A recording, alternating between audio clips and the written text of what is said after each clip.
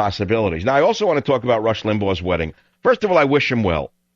Any man in his late 50s who marries a 33-year-old woman, we know one thing. I have a friend who's in his 80s, and he dates women in their 30s. And he said to me, one thing I've learned in life, to thine own self, do not BS.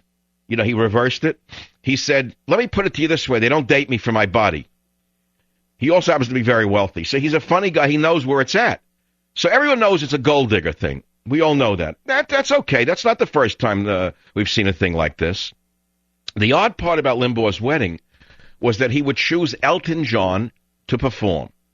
Now, Rush Limbaugh has come out against gay marriage, repeatedly come out against gay marriage in order to maintain his creds with the right-wing audience, so to speak, if there is a right-wing audience. I don't quite know if there is one. And so he's come out against gay marriage over and over again.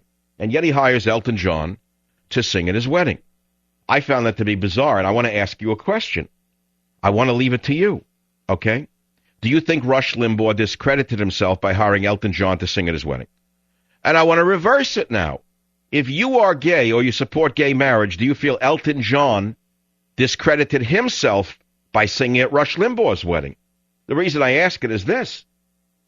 When I read the news that Elton John had sung at Limbaugh's wedding for $1 million, it leads me to believe that for some media commentators it's just a game.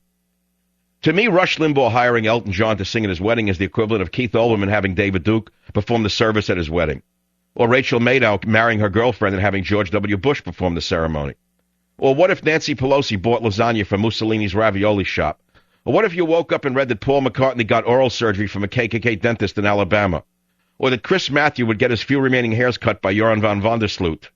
Or what if you woke up and read that Jerry Seinfeld was buying kosher bacon in Syria? Or Bill Maher was buying drugs from the Aryan Nation in Montana?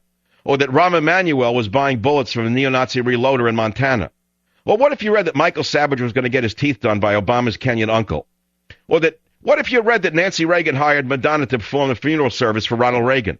To me, it's the same as me reading Rush Limbaugh hiring Elton John to sing at his wedding. Or what if you woke up one day and you read that, well, Jimmy Carter converted to Judaism and hired Sammy Davis Jr. as a mole?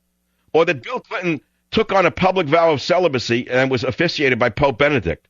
Or what if you woke up in the morning and you read that Robert Byrd requested in his will that Clarence Thomas be a pallbearer at his funeral? And not to be outdone, what if Helen Thomas hired Jackie Mason to perform at her great-granddaughter's bat mitzvah in Israel? To me, it's about the same thing as Rush Limbaugh hiring Elton John to sing at his wedding. That's why I say TGIM, it's the Savage Nation. I'm open for business. The phone number is 1-800-449-8255.